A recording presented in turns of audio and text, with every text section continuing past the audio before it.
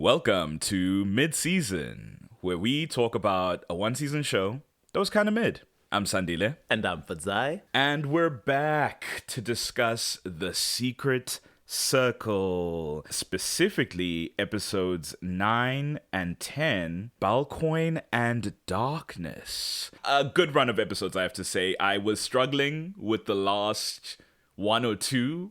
I'm back in the swing of things on this one. Finally feels like things are happening. Just one or two apologies from a couple prior sessions. I have said many a time, I refuse to make up things to slander a person who already has real things that can be slandered. So on the nature of Jake Armstrong and his driving capability, he does indeed appear to have a truck that he drives. So my apologies for saying he doesn't have a car in a very denigrating tone. Sorry to that, man. Yeah, I don't think anything that won't come up in the next couple of episodes we discuss. So we'll just kick right into it then, unless you have anything for Zai. No, I don't have anything. Okay. So, episode 9, Balcoin. We are post the discovery of Henry Chamberlain's body, the unfortunate manipulation of Grandmama Jane Blake's memory, which she is, as you said, Fadzai, now in the throes of dementia at 45 years old. A nightmare I can't fathom. Cassie comes to her in their home that they share as a family to just casually discuss, finally, these papers that Calvin Wilson gave to her prior episode or two, to be like, hey, JB's written on these papers, these must be from you. Grandmama's like, I don't recognize any of this. I did not make this. Maybe I'll ask Henry Chamberlain, see what he knows. And Cassie's like, no, Grandmama, I'm gonna hold your hand when I tell you this. That is a dead man you are referencing. And Jane's like, he is, isn't he? Sorry about that. So we are now struggling neurologically with Jane, and it is the fault of the bastard man Charles Meade. Cassie leaves a little apprehensive about that, but otherwise assuaged by Grandmama that she's perfectly fine. We move on. This episode, there is a fundraiser happening for the Maritime Society, whatever the hell that is. It's the aquatic version of the Founders Council. Precisely. Or the Historical Society that Elena's mother was a part of. So that all the parents can be overbearing and sinister and all the kids can be roped into civil duty where something sinister can take place. A number of them are roped in. It's Diana because she likes to do it, I guess, and because she's probably head of the student council or whatever. Melissa is helping out. As Diana and Melissa, interesting pair up for this episode, are working on this fundraiser, setup stuff, we get introduced another black guest character. It's our first one since episode 2 and 3. He's so cute. He's Melissa's cousin. Holden is his name, right? This was the one time that I was like, okay, you and your family member being different shades entirely, where the girl is light and the boy is dark. I was like, you're cousins, so okay, fine. It's okay, it's fine. It's clearly he's on the black side of the family. Everybody's blackety black on that side. We're good. I have cousins who are entire Blasians, so with cousins, that okay. isn't in fact how it works. The thing about this is, and it may just be a matter of nomenclature, they said Melissa's mom pulled her out of school. We must, I guess, presume it's her stepmother now because they say her father is the one who called in Holden and said that she's not been doing well. I thought maybe I was misremembering. I think they just didn't care enough. Yeah, that's my instinct, but I don't have the spirit to be mad today, especially because there will be more to be mad about pertaining to Melissa Glace's treatment. Yeah. But yeah, it is odd. It is odd that now she has a dad and she's meant to have one dead parent, and a couple episodes ago they said her mom pulled her out of town. Because I guess you could make the argument that maybe this is her stepdad, but the way she speaks about her mom when she's possessed or when she's starting to become when the demon is lying about her, piloting her body, it makes it sound like her mother's dead. I found her diary and she spoke about how she hid it away to protect it. It sounds like, her mom's not there. Yeah. So I guess you're right, it's her stepmom. Yeah, and Holden seems to be from the dad side of the family, so it's unless, her mom married a new black guy, which, I don't say too much on that, Anyway. Nothing wrong with that. Absolutely nothing nothing wrong with that. Absolutely wrong. That's perfectly fine. So he's here. And as it turns out, Diana, when they were all younger, had a big old crush on Melissa's cousin. And now that she's single and they are older, although I still have to say this is a college-age man, and I just need this show to stop setting up these teens. Oh, is he out of with school? These guys that are like significantly older. I guess that's why he was free to travel. Okay. Yes, no, Well. yeah, he's at the nearby university. They talk about it, and then he makes a joke. He's like, it's something about the practical applications of lifting the spirits of your cousin or whatever. So he's a university student. I mean, in America, some university freshmen are like 17 turning 18. So if we want to stretch it. You're really doing the work for them, and that's not something I have interest in. But, you know, we love to see a brother in the mix. We know he's not going to last beyond this episode because we never do. So let's have fun. Faye is in a rough spot with her mom, or we should say Dawn is in a rough spot with Faye, because Dawn is not as sad as she could be about Henry Chamberlain's death. Like, girl, you gotta act. Meanwhile, Faye is like grieving and being like, wow, I guess you're glad Grandpa's dead, huh? It was like, me? What? No. And Shame, I do feel bad for Dawn because she's getting flack. Meanwhile, Faye has no information to the reality. But I mean, she did kill Henry Chamberlain, so... She murdered that man. And now that we know that they have mind control spells at their disposal, I'm like, why did you kill this man? You could have just... Really? Memory hold him, you know? Yeah. I guess he would have had dementia as well, but I would have believed it more of Henry Chamberlain than of James Blake. And I would believe that Dawn would do a better spell than Charles did. Certainly. I guess she didn't have the crystal. Wait, no, she did. She at the did. time That's that how killed she Henry. gave him She the just wanted heart that man attack. dead. She just wanted that man dead. And you know what? Fair enough. Cassie, meanwhile, Cassie, she has now brought Jake into the witch house. This won't go bad at all. I promise. This will be perfectly fine and won't bite them in the ass.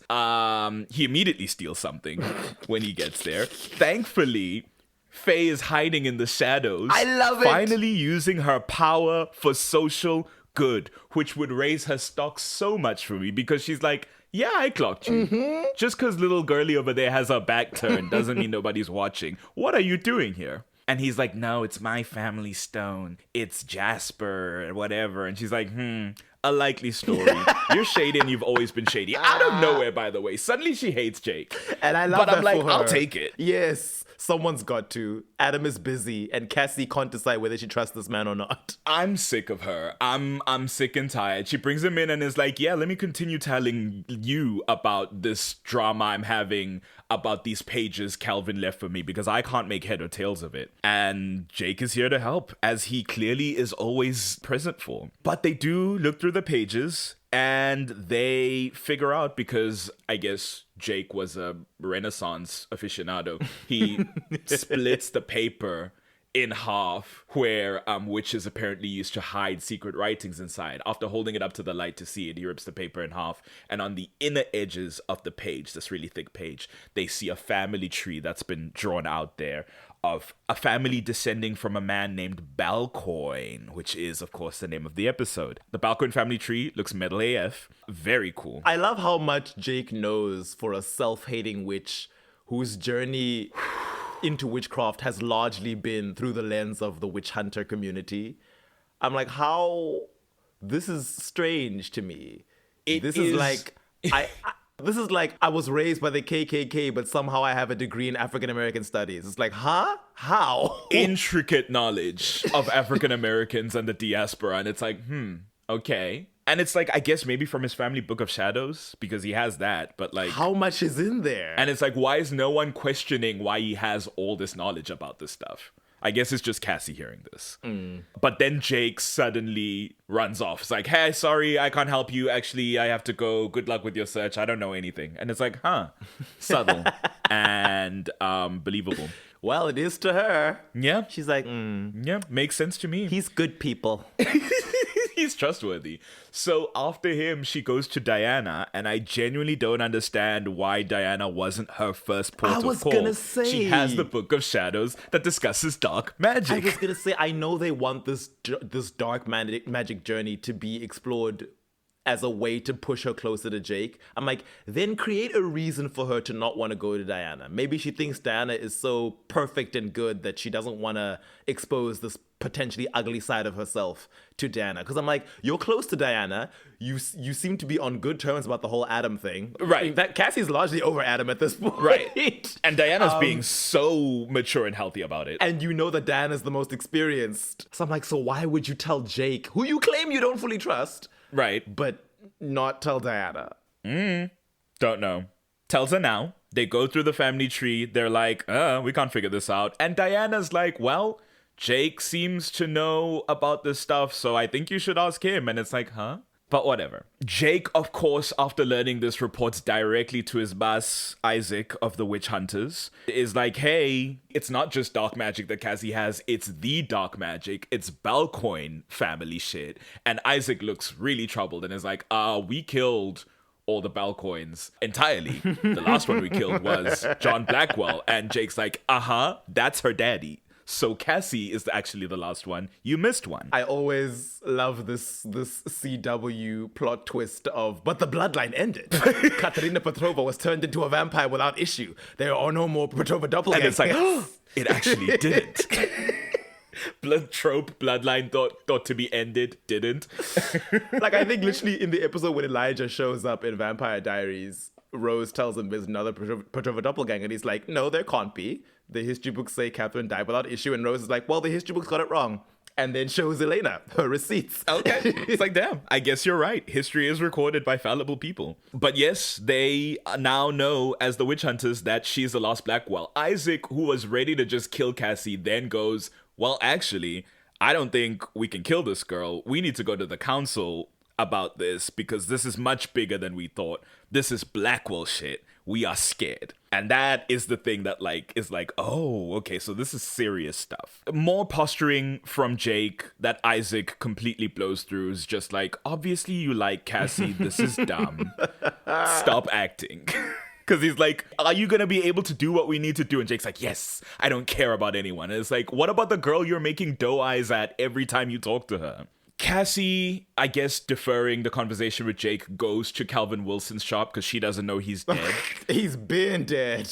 Rattles on the door, shouting for him. No answer. I don't know why she doesn't just unlock the door. She has a crystal. She can do solar magic, and she knows the spell. Fails to get through Calvin. At that point, goes back to Jake. Jake is like, I actually don't know anything. Please, I can't help you. I'm so dumb. I've never read a book in my life. And it's just like such bad lying, as it always is. And this time, Cassie's like, now hold on. This seems a little bit weird. You were all gung-ho earlier. What's changed? Meanwhile, Faye Chamberlain stalks at 100, links up with number one Jake hater Adam Conant. Yes. The correct move. Yes. Once you've spotted this man being shady, goes to Adam and says, hey, that shit we've been maligning you for about 5 episodes now, I think maybe you were right. Actually. Love it. I think Jake is being shady as hell. Adam's like, what's going on? Faye's like, when I think about Jake and how well I know him, it is strange that he has been in town this long. He hates this town. He doesn't like anybody. He screws everyone over. Why is he still here? There's something he's after. And now that I've seen him be shady, I need to know what that is. Adam says, say less. I've been on this bastard's ass from day one, and y'all called me a fool. So thank you for coming to my side. Two of them linked together. They're like, okay, we've got this fundraiser party later. Let's keep our eyes on him and see what we can figure out. So with Diana and Melissa, there's now the question of, are Diana and Melissa's cousin maybe gonna have a little thing? And I'm glad Melissa says it because it's the thing I was thinking. She's like, hey, we're not about to just use my black cousin for you to bounce off your end of relationship. Like, this is not a rebound. He is a fully realized man. I need you to be serious. And Diana's like, because I'm just like, I don't know. I always think about the idea of viable love interests in these sorts of shows. Yeah. And it's like, it's very Luca to bring this guy in at this point and be like, ooh, you don't know. And it's like, I do know, though. I mean, the Luca one hurt even more because Bonnie had not had a love interest that wasn't Ben McKittrick yet. That too. It was the vampire who was trying to use her for his boss's plan, and then it was nothing. And then Luca shows up, and it's like, yay! But Luca is also trying to use her for his boss's plan. It's like, damn. Can't get nobody? Okay. Yeah, Diana's now thinking about that because she is still fresh off the breakup with Adam, but she does like this guy, so. I love that Melissa was like, we're not gonna disposable black love interest. Precisely. This thing. This guy who just showed up and we know is leaving. Dawn and Charles are still doing their shit. I'm getting a little tired of them, I can't lie. I'm a little sick of their shit. It's more Charles being like, actually, I'll hold on to the crystal. I don't care what you say, Dawn. And Dawn being so bold, being like, actually, I think I should have the crystal just because, whatever reason that doesn't make any sense. Truly, that's all that happens this episode for them, I think. Her energy asking for that crystal when it's very clear that Charles doesn't want to give it up. No interest. And is like starting on this trajectory of going mad with power, at least as far as, between the two of them who has the power. I'm like, it reminds me of growing up when my brother would be in the doghouse with my parents because he'd done some or such other naughty thing. And then it'd be like, but I really want to ask mom and dad if I can go to this party this weekend. And I'm like, can you read the room? The answer is obviously going to be no. Can you not see what position we're in? Come on, girl. No, exactly Dawn's energy this episode. But finally, we get to the fundraiser event. Back to Grandmama Jane, who is in a lovely updo. She was looking stunning. I wish she wasn't collapsing neurologically. She and Cassie get ready to go. We are seeing that it is getting progressively worse, her state. I think later on, she will mistake Cassie for Amelia. She will talk about John Blackwell openly because she thinks it's the early 2000s, I guess. No, 16 years ago? The 90s. Yeah. She thinks it's 95. It is rough for our girl. Jake comes back to the fundraiser. Oh, yes. I think Cassie had asked Jake to go with her to this thing. And he was like, no, because the witch hunters, I guess, had decided we're actually gonna not kill Cassie. We're gonna snatch Cassie and take her away because we can use her. That's now the plan. And so that means we as the witch hunters will be leaving Chance Harbor. Jake, let's get ready to go. And Jake is like, And already, I swear I'm conflicted. Already they're sensing like, Jake, maybe you should stay out of the way because I have a feeling you aren't going to help us. And Jake's like, no, I'm actually integral to your plan. I'm personally going to snatch her. And they're like, Jake. Yeah, he insists that like I will be the one to do this. Let's do this. But when Cassie asked him to the dance, she had come over to his place and he was busy packing bags, and he does not explicate in any way what he's packing bags for. And she's like, hey, want to come to the dance with me? And he's like, no. And she's like, okay. Egg on my face for presuming something was going on. And she turns around and she says, actually, no, there was something going on here. Don't gaslight me. And he's like, I will gaslight you. In fact, here's about 5 minutes of gaslight. And she's like, well, screw you, I'm going. And then he has a little tear after that, which shows that he's struggling. So then he shows up at Cassie's house in a suit. And I'm tired of his shtick because, and she calls him out, he doesn't even show up with his own damn flowers. He steals the flowers from her garden. This is the shit that pisses me off. These are the men? This is the prize? Come on. And also, Cassie, I guess she's swung over to the end of the spectrum where she's very savvy again. She immediately clocks that, yeah, those flowers are from my front yard. And I'm like, okay. But in a few minutes, you'll be falling for all his lies again. Right. Because I don't know how your mind works. You'll be eating that cheese like you're Jerry. Like, I don't know what to tell you. So they go together to the fundraiser. At the fundraiser, Faye and Adam, as discussed, are on a stealth mission now. So they're watching Jake as they come in. They're doing a little secret agent, man. They're all nicely dressed up. They're doing the like 007 and Femme Fatale. And the thing is, I would mess with Adam and Faye, honestly. Their energy in this episode is very fun to me. Even if it was just like a little brief fling, I would see it happily. But I doubt that will happen. I don't think Adam has the patience for Faye. And rightly so. But yeah, they post themselves up, just like keeping an eye. As Cassie and Jake are dancing, there's this really like heartbreaking and beautiful moment for her as she talks about, because now it's like her dad. That's what it was. She recognized her dad's name. She knows her dad's name is John Blackwell. That was a surprise to me. I didn't realize she knew that. Yes, I was very surprised. I guess nobody has said the name in her presence, so it's not like pinged an alarm for her. But she knows her dad's name is John Blackwell. She recognizes it in the family tree. It's like, that's my dad. And she even says, "Oh, it's so silly of me to not have realized that the JB on that little parchment was John Blackwell, my father, and not Jane Blake, my granny." My grandmother. Which, like, I mean, girl, you knew? I don't think that's crazy. But also, it is crazy that you just know his name. So she's like, yeah, my mom never told me much about him. I figured it was, too painful for her because, he died in that fire 16 years ago, like everyone else's parents did. But I would like make up stuff about him, like what foods he liked and where he had traveled and what he was doing and whatever. And it's just this really like not knowing your parent and like the fantasy that you build to fill that hole. Wonderful, wonderful monologue. I wish Jake wasn't here. When it cuts to his face during this monologue, I get so mad that I'm missing the emotion of this. I just don't get why she would unload this to Jake.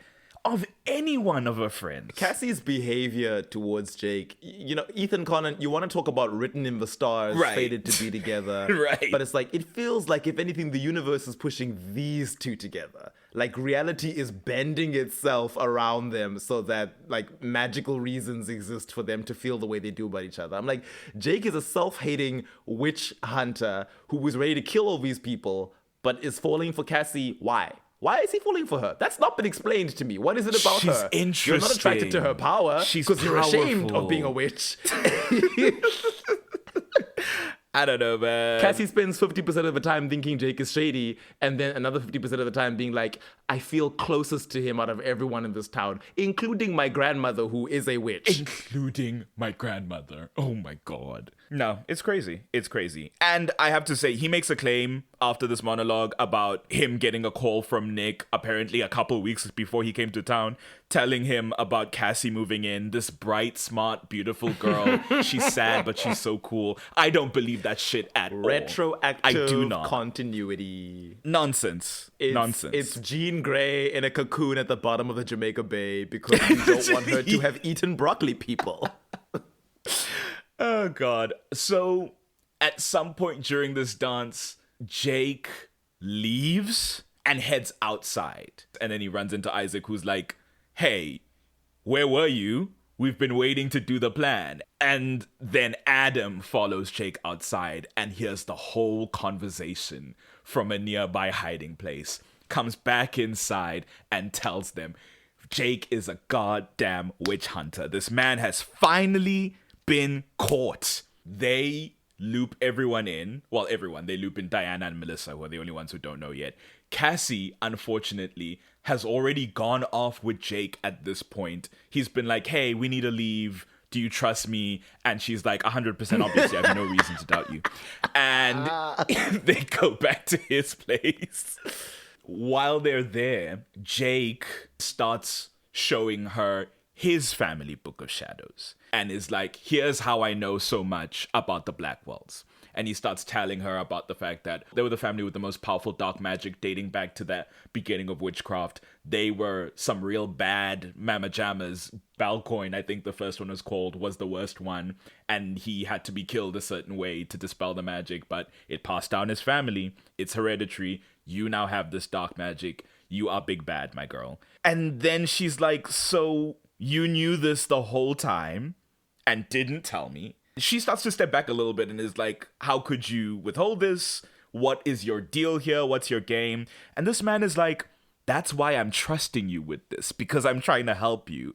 And it's like, oh, with my own family's information? Thanks. How very kind of you to trust me with that. And also, surely this means he knew Cassie had dark magic before Calvin Wilson told him that, no? Did he know that John Blackwell was her dad? I don't know how much this boy knows. I mean, he knows as much as the story requires him to, right? That's the problem. Because it seems like none of the other members of the circle, whose parents were also close, are aware that John Blackwell was Amelia Blake's baby daddy. So maybe that wasn't a super well-known thing. Would his Book of Shadows mention John Blackwell and not mention that it was John Blackwell, our friend and peer, our circle buddy? I don't know. I don't know. I'm just posing the question. I'm like, does this make sense? Yeah. I don't know. That feels like a plot hole. Maybe we forgot something, but it does feel odd. Regardless, Cassie's about to once again be swayed by this man's tricks, but thankfully, hero and savior Adam Conant sends her an all-caps text that says, Jake is a witch hunter. And Cassie, about as subtle as Bonnie Bennett in season 2, thankfully. It's like, I'm gonna turn away and have my emotions in the opposite direction from the character, school my face, and then turn back. And I trusted her in this moment, and I also trusted that Jake was not nearly as intuitive as one Catherine Pierce. There's no way he'd be able to clock that this was a fooling of him. She's like, give me a moment, I need to go back to my place and pack up. Because in this moment, Jake is asking her to leave with him, which is like crazy, but okay. She's like, I've got to go to my place and pack. And he's like, remember, I'm trying to help you. And she's like, yeah, for sure. She goes to her place. She really sprints because like within 5 seconds, we see her in her window. I don't know how they're getting so quickly back from one house to the other. But she's in her bedroom window. Jake looks over, and suddenly someone reaches over Cassie and chloroforms her and grabs her and runs away. And it's like, oh. These witch hunters have so much chloroform. They're just walking around with bottles of it. I don't know how. Science. If you get stopped by the police, how do you explain yourself? They love their science, they love their chemistry, and good for them. Oh, just very briefly, still at the Maritime Foundation, Dawn and Charles have now linked up because Charles has been speaking to Jane every so often, which pisses me off. Why are you still bothering her after you messed with her head? And has been realizing that he has messed with her head in a bad way. Dawn is now linking up with him and they're chatting with her and they're seeing that she's not all there. She's talking about, oh, it's so nice to see you and Charles together, rather than you hanging around that John Blackwell. I, knew you were always so doting to him. And it's like, oh, Some Dawn tea. Chamberlain? Little crushy on Mr. Blackwell? What's that about? And Charles says afterwards, I always knew you had a crush on him, which is embarrassing, but okay. I'm like, did anybody in this parent circle end up with the person they were actually in love with? You all just settled. Everybody cheating on everybody. Maybe the Armstrongs, and that's why they both died, because they were actually in love with each other. Would have solved all the problems, frankly. The witches then run over to Cassie's place and find Jake there. Adam, with the fury, goes at Jake like, where's Cassie? What have you done? You are our enemy. And he's like, oh no, the witch hunters took her. I'm gonna help you save her. And it's like, why would we ever trust you? Oh, because I care for Cassie. Faye's like, he's telling the truth.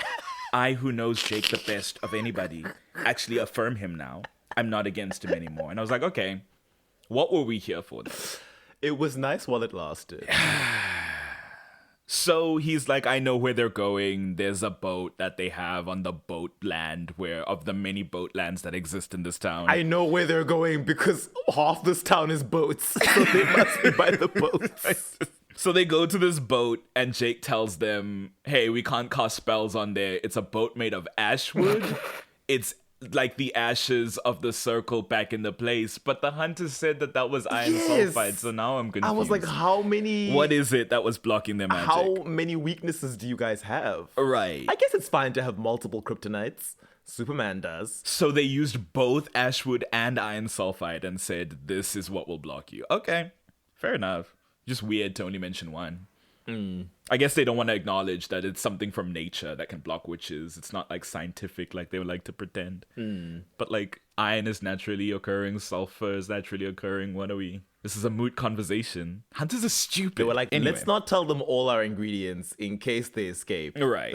Don't show all your cards. So they're like, the boat is built of ashwood, our magic won't work on it, so we've got to figure out some sort of trick. And Jake goes and holds a light bulb and starts bursting lights on the boat as a distraction. As we know, again, Jake can do solar magic whenever he wants. So he does that while Adam sneaks on. He actually had been the one wanting to sneak on, and they do a diversion. And Adam's like, I simply do not trust Cassie with you. You do the diversion. I will get her.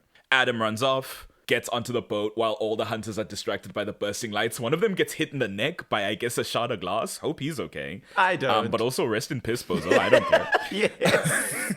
You're a bigot. I'm not pressed. Adam manages to get onto the boat. He gets into the door, even though Isaac is a little suspicious and watching, being like, what's going on here? He finds Cassie tied up, unties her, is like, are you okay? Cassie's like, yeah, I'm fine. What the hell's going on? I've been asleep. They step out of the chamber as quietly as they can, but Isaac immediately grabs Adam and puts a knife to his throat. Very easy gambit for anyone who's an enemy of the circle. I'll just grab one of you and put a knife to your throat. Because I will always be faster than the magic that takes you 20 seconds to cast. So, there they are. Cassie tells Isaac, I know you know what my deal is. Are you sure you want to try me, knowing what I can do? Knowing what I already did to your buddy boy Luke the last time you tried to kidnap us?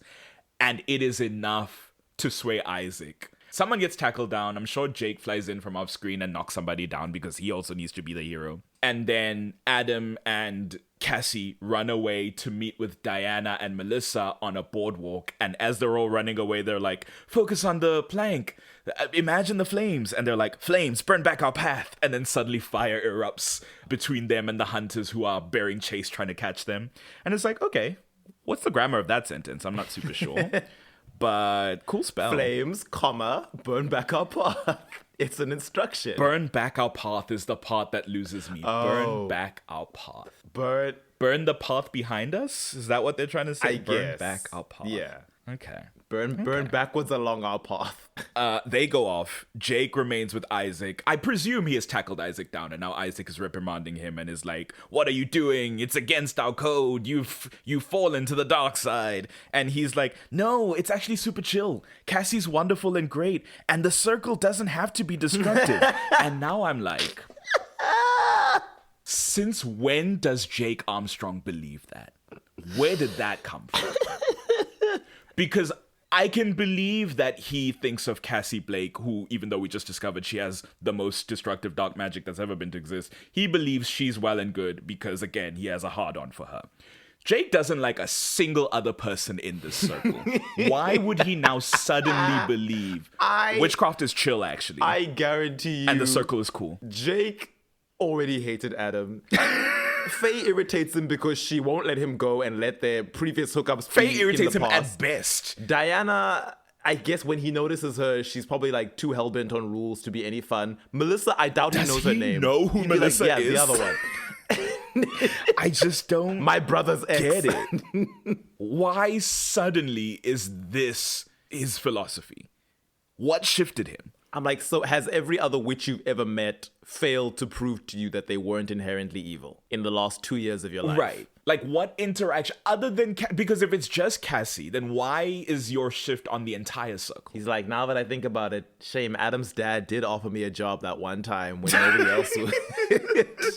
All right. Well, I guess you're chill now. He's like, the circle doesn't have to be destructive. They just have one black magic baby and she can learn to control it. And Isaac's like, you fool. There are 2 black magic babies in the circle. And it's like, another Blackwell child? Actually, yes. I forgot about that when I was talking about the John Blackwell. John Blackwell, you John hoe. Blackwell.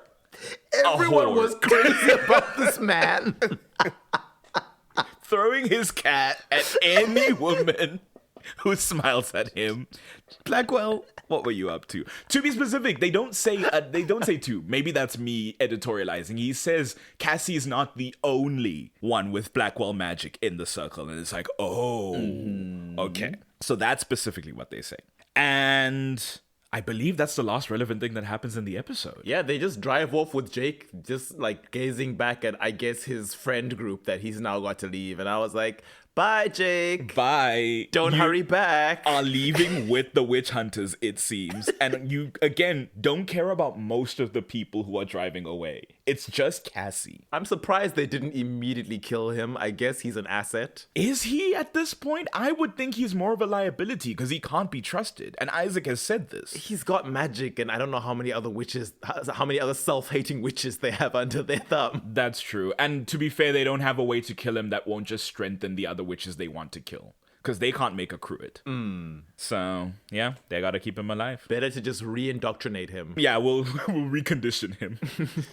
So that's episode 9, Balcoin, which all in all was pretty good, except for where Jake was involved. But that's, a constant with this show for me. While the Jake and Cassie pairing continues to be annoying simply because of the way that they treat each other makes no sense, it was nice to see some pairings we don't often see with Diana and Melissa and Faye and Adam. That was really fun. Yes. Oh, there's a lovely moment between Diana and Melissa, and I can't remember if it's in this episode or the next one. Yeah, it might be the next one. And if it's not, then I'll just retroactively.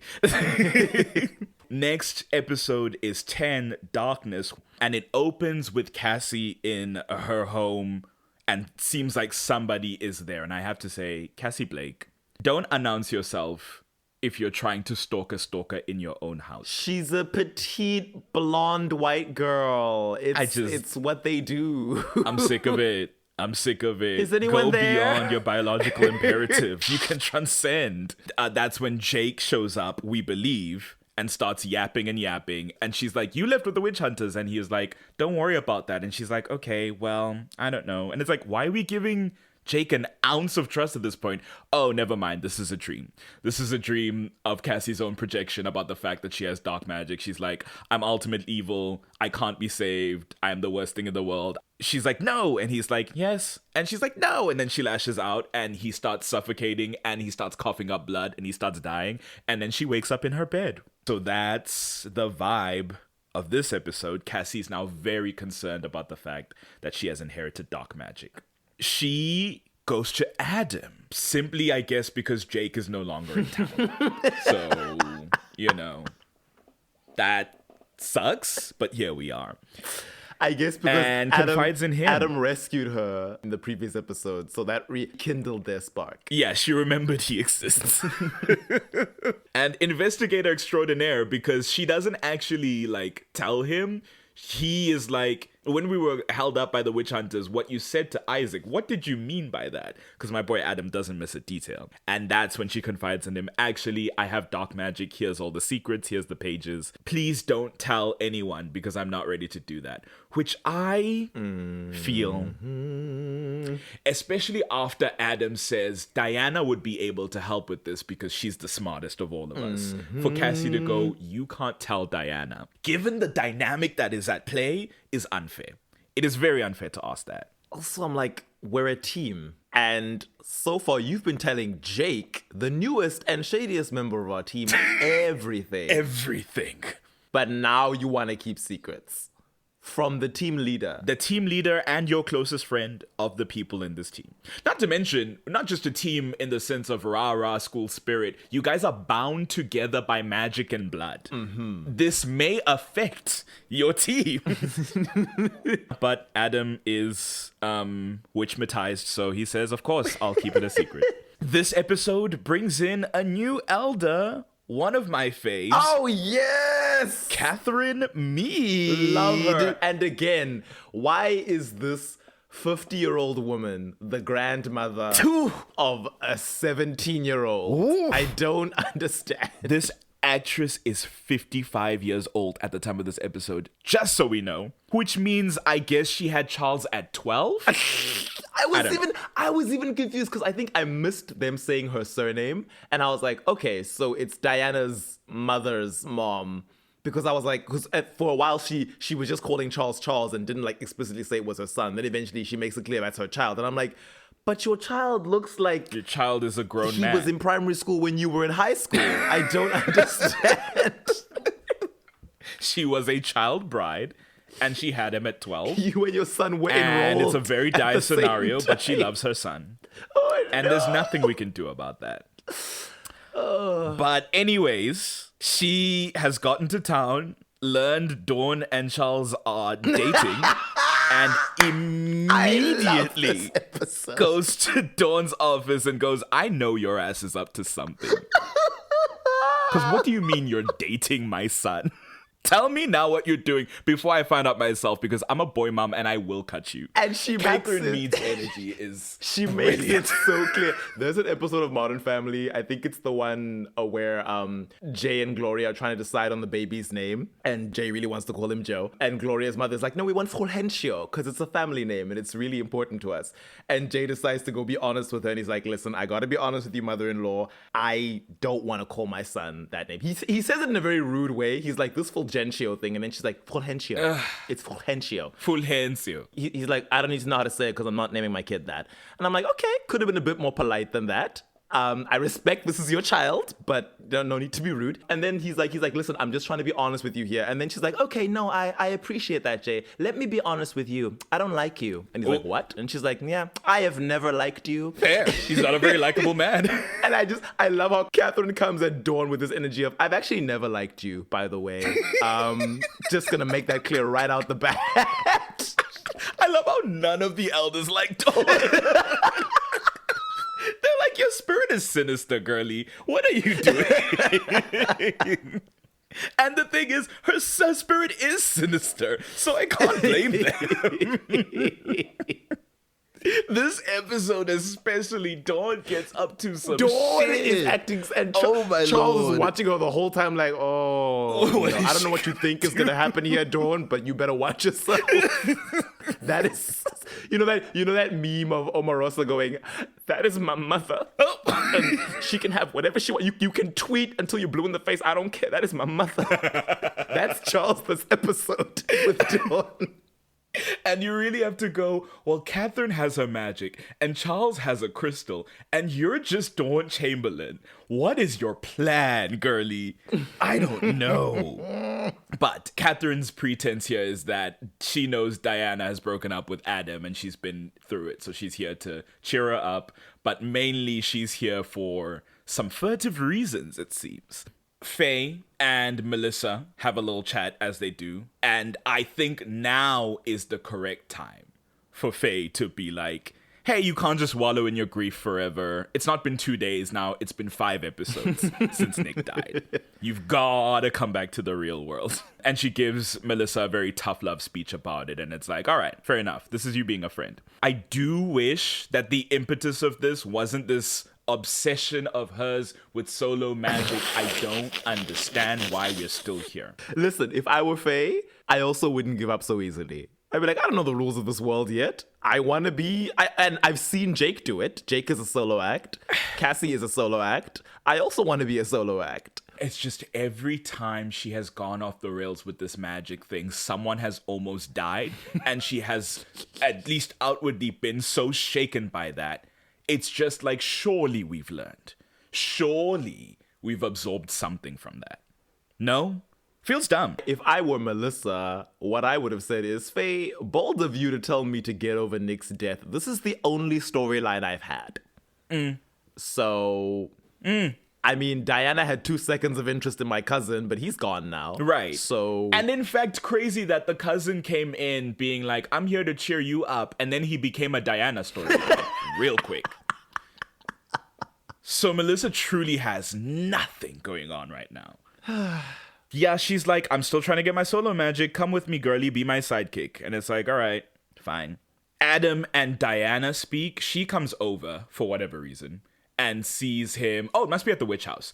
And she sees him reading a book that's like to do with dark magic. And she's like, oh, why are you reading that? And he's like, oh, you know, just casual. Don't worry about it. She's like, you're just casually reading about dark magic. And Adam's like, I'm doing some research. And she's like, research for who? He doesn't say anything, and she immediately goes, for Cassie. Oh God. I mean, pretty easy to deduce. And immediately Adam's like, all right, here's what it is. Cassie has dark magic in her, and she wants to figure this thing out. That's how she was able to kill Luke. That's how she was able to convince Isaac to let me go. Cassie standing by the door, T-posing like the specter of darkness itself, and she's like, I trusted you. It's like, oh no. She came in at the worst time. To be fair, again, wasn't a fair ask of Adam. These guys are all connected by magic and they need to know what's going on, especially if these hunter people are on their asses because of this dark magic thing. There's like no reasonable reason to not share this. And she seems to be under the impression that you ran to go and tell Diana, and he's like, no. Diana saw me looking at the stuff. Hold on. Figured out 1 + 1 was 2, and I couldn't lie to her.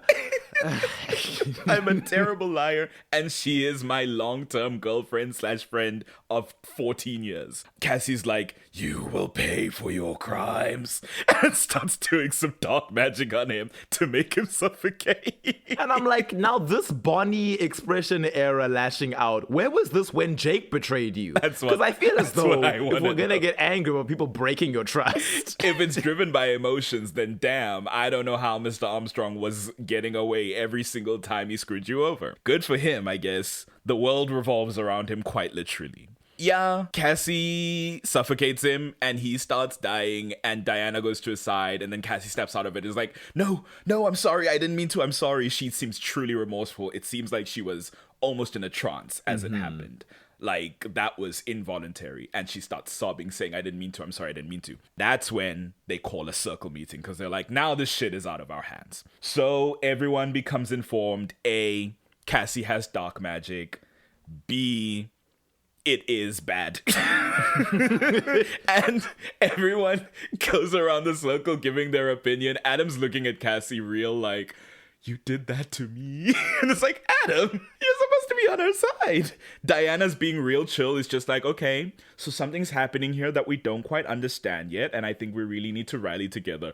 Melissa, of all people, Melissa looks at Cassie and is like, what's wrong with you?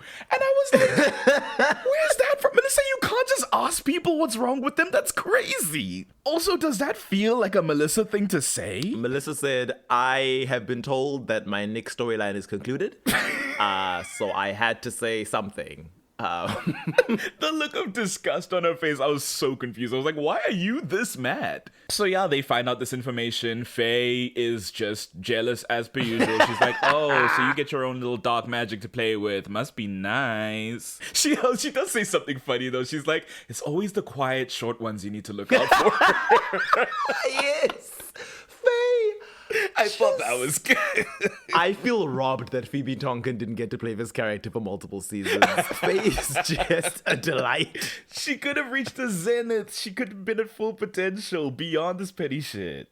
I honestly am at a point now that I'm like, because there's a critique of Faye within the story, which I will level any day. But I'm starting to feel a critique of Faye, meta-narratively speaking, because she feels wasted. Because of how much she sucks, right? It's like there's very little balance to Faye in terms of like, yeah, she goes off the handle sometimes, but she's there for you when you need her. We never get that part of Faye. Faye is never there when you need her. And in fact, will sometimes be your op when you need her. And it's just like, she's a part of the circle, dude. What is the path for this character? I always think of the Vampire Diaries and I'm like, if I'd only gotten season 1 with these people, what would my feelings have been about them? Like, look at Tyler, for instance. It would have been like, ugh. Sure. But I feel like even with Tyler, you get that episode 10 moment with Jeremy, where it's like, there is something going on here. And post Vicky's death, there is a bit of a swing. Slightly up. He settles down a bit. There's like the fight with Matt at the funeral for Vicky, but outside of that, it's like, okay, we've got something to work with here. It just always feels like Faye is running in the opposite direction headlong. And it's like, girl, when are you turning around? This is not like a one-shot race. This is an 800-meter relay. You've got to loop back to the start at some point. You know? Yeah. I don't know. And the one time her energy could have served us, she barely uses it because she's too enamored with Jake to smell his bullshit. Completely abandons it at the last moment to be like, actually, he's good, guys. Actually, we can trust him. It's like, all right. Yeah, we all learn that this black magic thing is real, and we're like, what are we going to do about it? Cut to Dawn and Charles. Love a Dawn and Charles subplot. Dawn is like, your mother accosted me in my office, in my place of work. We have to kill her.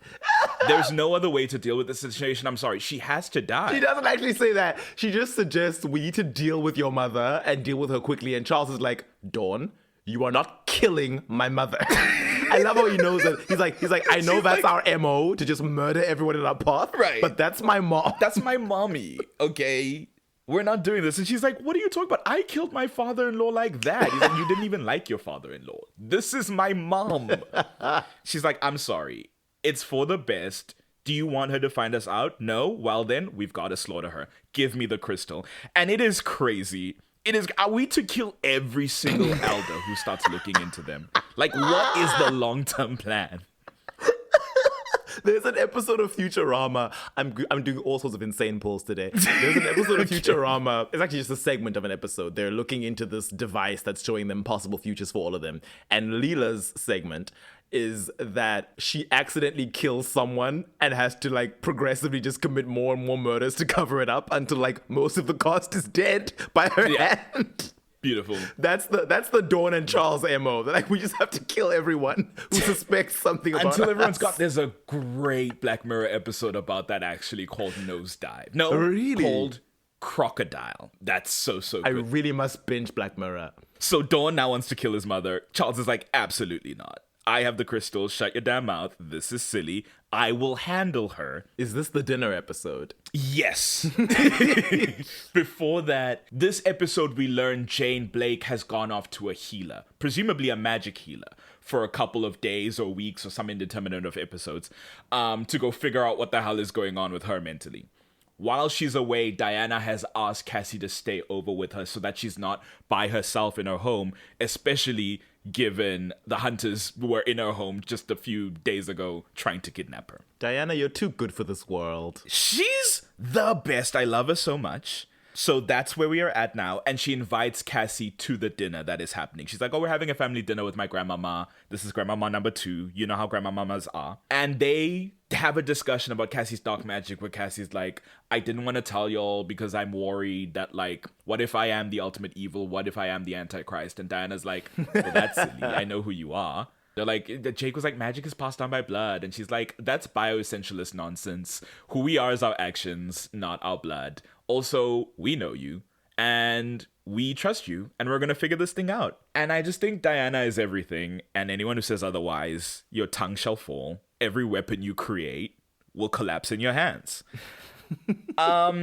Faye, on her journey to solo magic, her big plan this episode is that she has ripped a page out of Cassie's book. Now that she knows that Cassie has dark magic, she's like, oh, Cassie's family have clearly all been doing solo magic whenever they want. She won't miss a tiny little page from her book of shadows. She's got all the rest of the book. So I'm going to take this and I'm going to use it to try and figure out this shit. And I just think this is so stupid and I don't like her. I just don't in this moment. My biological daughter, I can't stand her right now.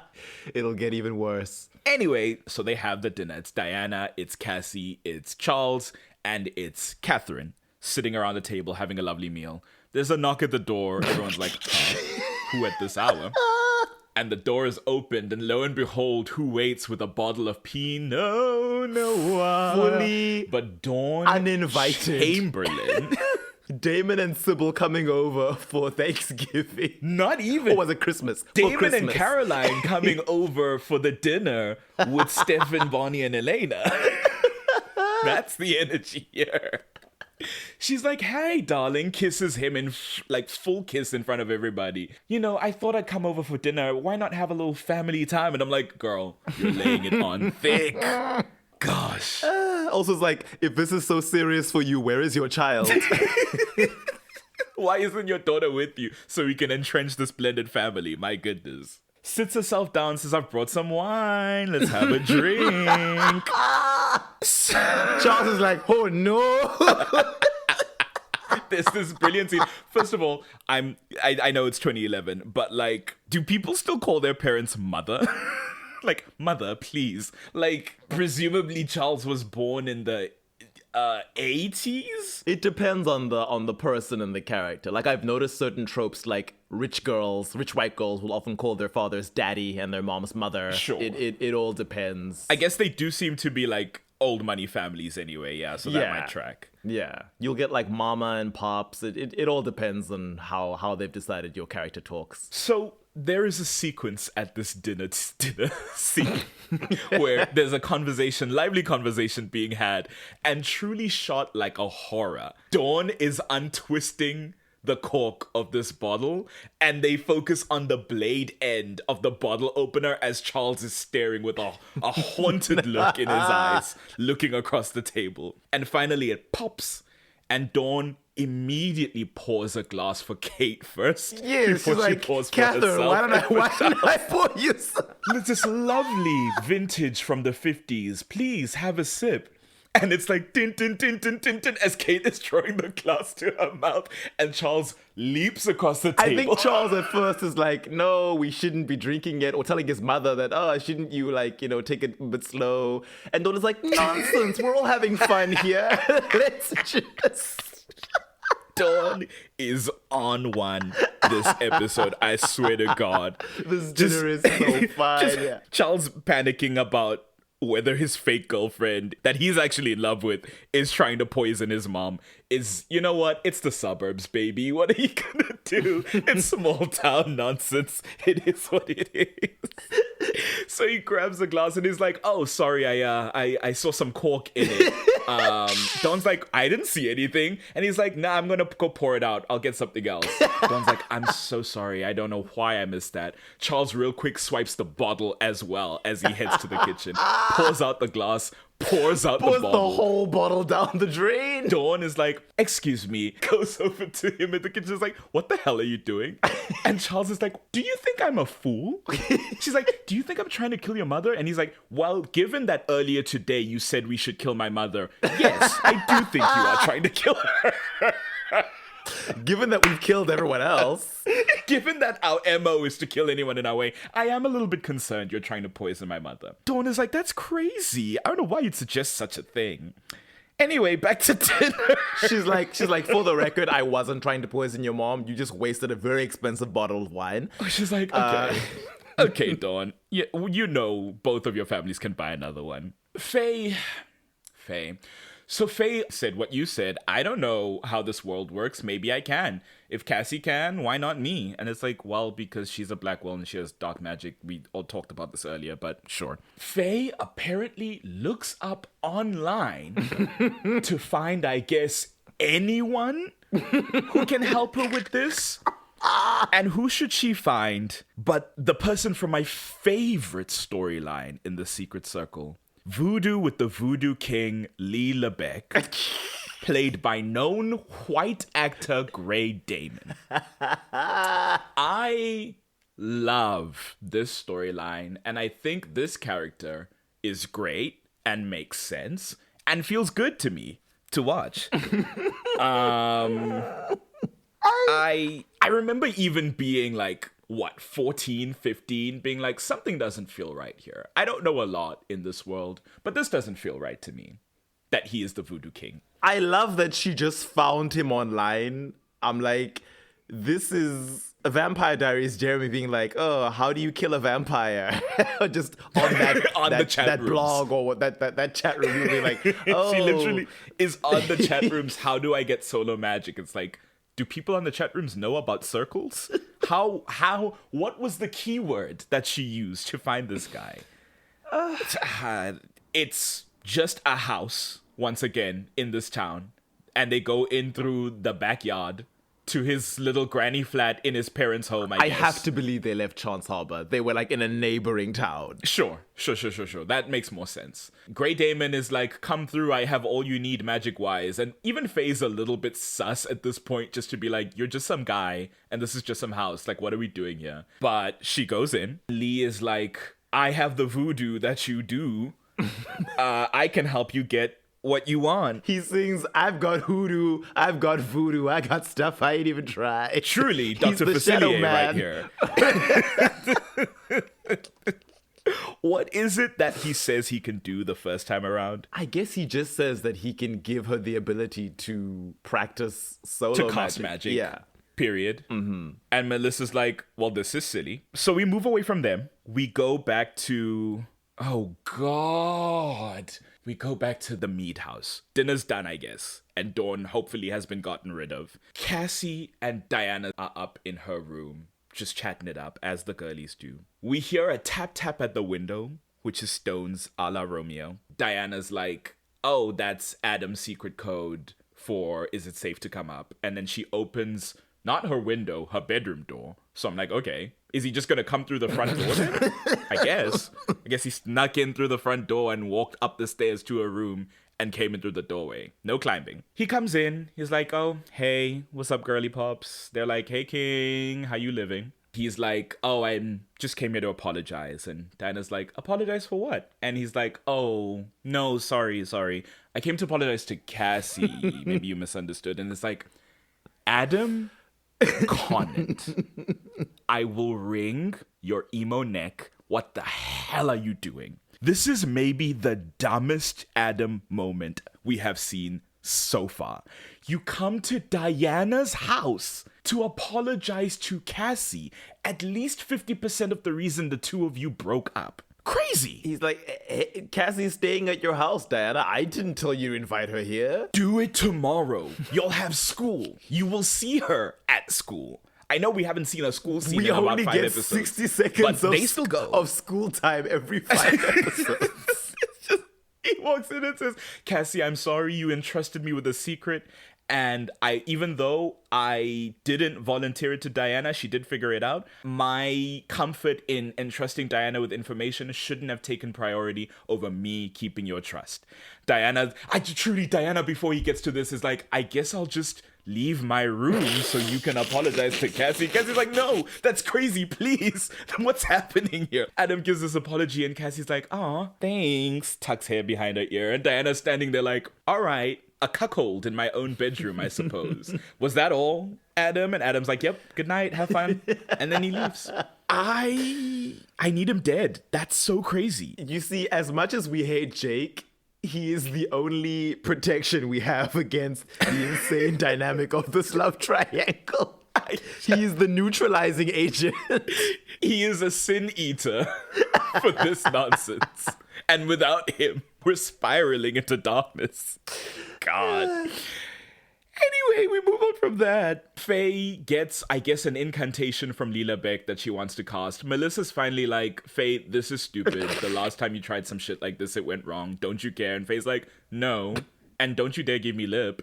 And Melissa's like, actually, you know what? I'm done following you around. I am my own person and I make my own decisions and I don't want to do whatever it is you're doing. So do it yourself. And Faye's like, no need for all the drama. Like, just say you don't want to go. It's not that deep. And then she leaves. Is that after her magic fails to work? Melissa was with her when she tries and it fails because she's like, stand away from me. Don't even look at me. I want to know that I'm definitely doing this alone. And it's like, okay, then why am I here? Yes, which is why Melissa is at her wit's end now. She's like, actually, why do I put up with you? I'm not going wherever you're saying. So glad you told me to get over my Nick drama simply because you needed me to be your sidekick again. Exactly. How lovely for me. And Faye's like, all right, bye. Then she goes and trashes Lila Beck's place. Crazy. And Lila Beck is like, damn, girl, you crazy, but I like young that. Teenage girl has already been swindled by this shady young adult man. A man in his 20s. She doesn't have solo magic. She goes back to his dodgy little granny flat at night, defenseless. I'm like, you don't know what this man might do?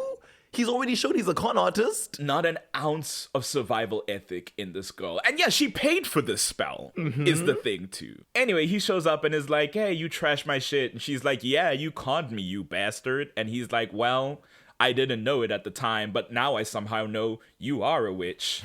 And she's like, you're crazy, goodbye. We move away from that. So now that's a thing, I guess. And I'm like, what's the point of the lie now? When you asked him for help, didn't you tell him you were a witch? I don't remember. I think she must just have shown up being like, I just want to do this. Maybe she just showed up saying, I need my heart's desires fulfilled. And he was like, I have something that can give you that.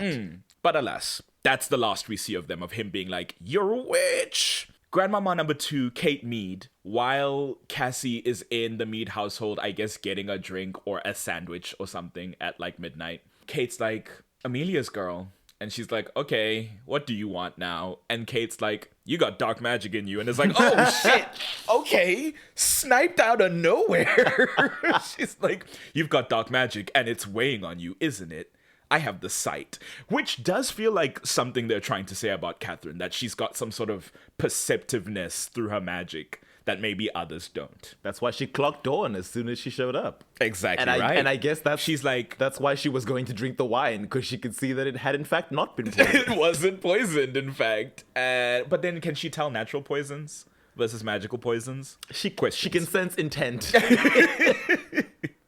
So she's like, sit on my lap and call me Grandmama. What's going on? Cassie tells her the situation. Is like, I've got my dark magic from my dad and I'm worried that I'm going to be evil forever. No choice. And she's like, well, kids take after their dads or their moms. And your mom was pretty good. She's got years and years of good magic. Actually, Diana might have said that. She said, you might get hundreds of years of good magic from the Blake side. You could be perfectly fine. Catherine's like, it matters what's in your heart, girly girl. And Cassie's like, well, I want to be good and I don't want this to hurt my friends or anyone else. And Catherine's like, there is a way. And if you come with me into the woods at the witching hour, we can try some shit. Cassie's like, please, I'll try anything. Catherine's like, say less. We ride at midnight. She tells Diana this. It's like, hey, your grandmama is gonna do some cool shit to maybe extract my dark magic or something. I don't know. And Diana's like, oh, cool if true. Good luck with that. Diana does say, you can trust my grandma. She's a good person. But, like, don't tell her that the rest of us are witches. It's honestly crazy that she knows you are already. So keep our cover. I can't come with you. And Cassie's like, no worries, no worries. Big mistake. So Cassie goes off with Catherine Mead out into the woods. And she meets her there. Miss Girl has a baggie. She's got this big old box just sitting covered in this cloth with an X on it. There's a lot of witchy stuff going on. It already feels so ominous. It already feels bad. Catherine's like, we need to ground you in the elements, and then it's up to you to decide who you're going to be. And so she does some spell. She's like, Mother Earth, I call on you. Surround us. Raise this girl. She must decide who she is today. Now, pass me the bag. Pass me the stick. Get on the platform. Hold the knife to your chest. Stab yourself. Cassie's like, seems like a complicated ritual. What are we doing? But she says, cut your hand open with the knife and then hold it to the center of the symbol. And the moment Cassie touches it, the wind starts going crazy. The trees are flapping. It's all very unsettling. And as Catherine's giving instructions and Cassie's like, what's this for? And she's like, it's for this inane reason. You really get the feeling that it's not for an inane reason and something bad is going on. And it's the moment when she hands her the branch and she's like, what's that? And she's like, elderberry. And I wonder, for people who are good with plants and trees and stuff, if they could tell that was not elderberry.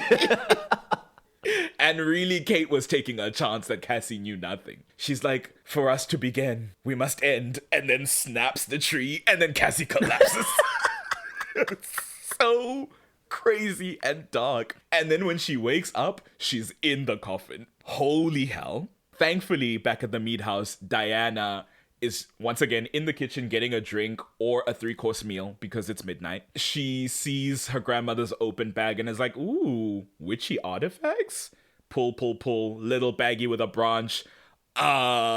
This is... what tree? It wasn't ashwood. What did she say it was? It was another plant that kills witches. Another one? It was mandrake. Oh, gosh. It's the thing that goes in the witch cruid. They have a lot of weaknesses. Too many weaknesses. This is crazy. They're like, Adam, this is mandrake root. Adam's like, the thing that used to kill witches, the thing we put in cruids. She's like, oh no, my grandma's evil. We have to find Cassie. And they run off into the woods. I actually don't know why Adam's here. Did she call him? Maybe he hadn't left? That would be crazy. Maybe he hadn't left. I don't know.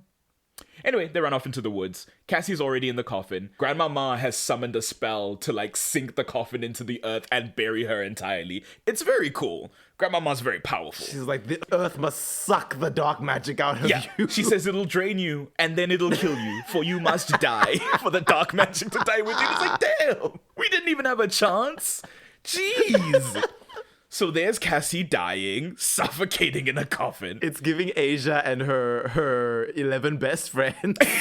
being like, if Silas Silas. has gotten to body, she's too far gone. There's no saving you from this dark magic. So Cassie's in the coffin. It's Kill Bill 2. She's like, I can't 1-inch punch. What the hell am I gonna do? Oh, wait. Turns to the side, looks off dramatically, opens her eyes. And I, for a second, was like, they're gonna be full black. But they weren't. Which I'm conflicted because I'm like, maybe it is trite and cliche to have the character have their eyes go black because they have black magic. But also, it's not dynamic in the scene if she just opens her eyes and like suddenly her brows are a little lower than they were 5 seconds ago, you know? I don't know. Maybe her eyes should have gone white like Bonnie's during her exorcism. Honestly, very cool and very against type. I did enjoy that because that's as creepy. Mm-hmm. So her dark magic takes over and she blasts through the coffin, which I guess was very shallowly buried because it explodes. And then Adam and Diana run onto the scene and see it exploded and see Cassie climbing her way out. And they're like, Cassie, are you okay? And she's like, I am fine. Your grandmother tried to kill me. And now she must die. She does not say that, but I thought that's where it was going to go. I was like, I trusted her. And I trusted you. And then she starts going crazy. Nah, she's very chill. Cut back to Charles, who has also figured out Grandmama, because before she left for this debacle, Charles was like, where you going, Mom? And she's like, oh, I'm gonna go see a friend who's definitely in town. And Charles went, she's not in town. She's in Italy. And then he calls Dawn to be like, so you may have been right about my mom. Nonetheless, I will not be killing her. And so now he's here to talk to her and be like, where were you? And Grandmama's like, well, I was going into the woods to kill Cassie Blake. Well, actually, she said I was going to the woods to try and kill Cassie Blake, which is very important because I was surprised to be reminded she wasn't just trying to kill this girl, because that really floored me. She was apparently testing Cassie. She's like, no, this was not about her having dark magic and me thinking she's absolute evil. She having centuries of dark magic and centuries of the Blake side, because they've said the Blake is the oldest magical family in this town. She may be the one we've been waiting for to tip the balance between light and darkness. And it's like, oh, the prince who once foretold? Okay, Cassie Blake, did you think you could get more special main character? I didn't. Here we are.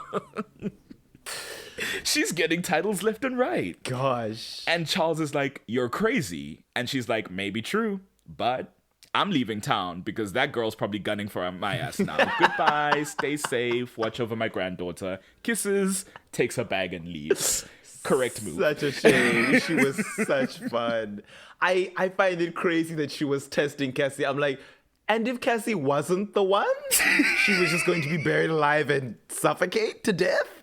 Like, she truly said, we're taking it back to the old school witch trials, where it's like, you might be a witch. We are going to toss you into a river with stones tied to your feet.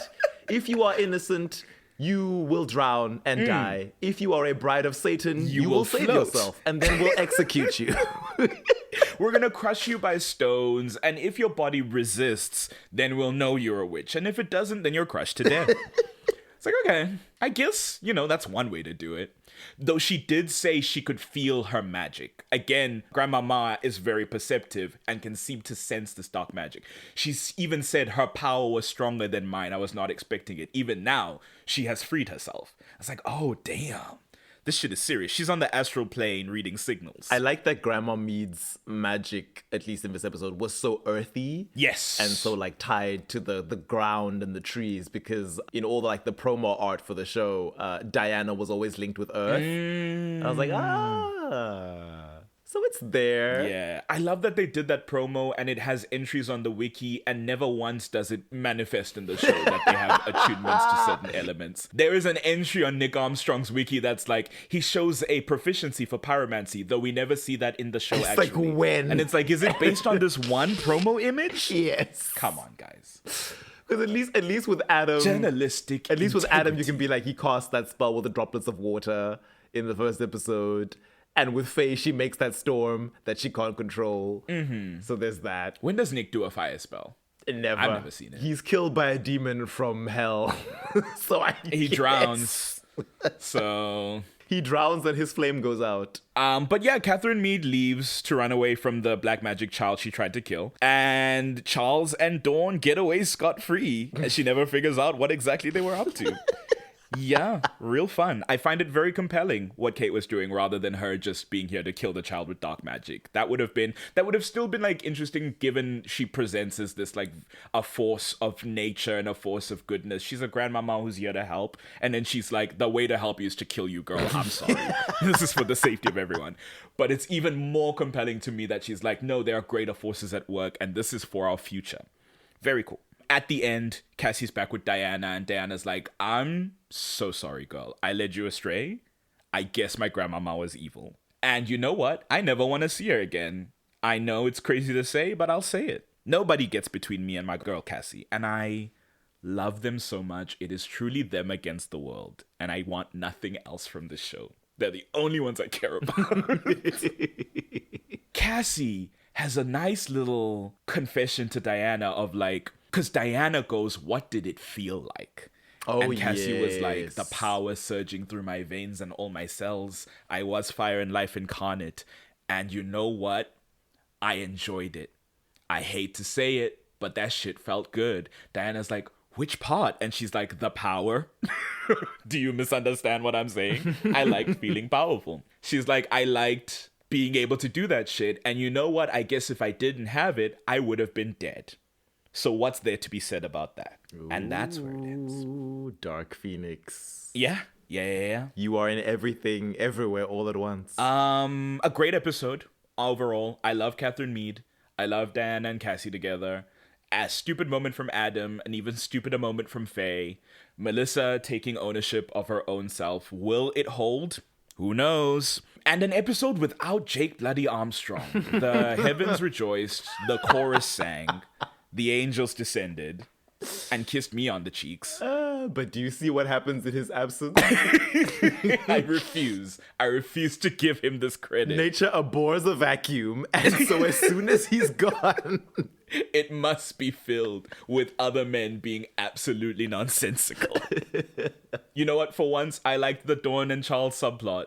This was absolutely hysterical. Dawn and Charles are so interesting as parents who are actually important to the story and not just like dead or completely ignorant of everything that's going on. Like it's so fun how knowledgeable they are, but at the same time, how ignorant they are compared to their superiors, the elders. Wildly incompetent they are compared to their superiors. It really is generational. And I love their sine curve of like, it's the greatest flop, it's the greatest slay. It's the greatest flop, it's the greatest slay. Like, they're always in full control of a situation or absolutely freewheeling, flapping their arms. It's so funny. The Shyamalan effect. You're either doing amazingly or this is the worst thing we've ever seen. It's either The Sixth Sense or it's The Village or it's Old. The beach that make you old. Or The Last Airbender. Oh, Lord. Any other thoughts about Darkness? That's all for me. I guess Cassie's promo image is her like light bending, which could be the light side. That's opposite to her dark magic. That Blake magic pulling through. She will be the one to cast the light into the shadows. She is Azor Ahai. Yeah, that's all from me as well. So that is it for episode 9 and 10. We hope you've enjoyed this. If you have any thoughts, queries, or just want to say hi, you can mail those to animalattackpod@gmail.com. You can also tweet us at animattackpod. That's at ANIM Attack Pod. You'll find a link tree in our bio that has all of our online stuff. But until the next one, poison your fake boyfriend's moms, bury children in the woods, and leave Jake Armstrong out of Chance Harbor. Cheers. Bye.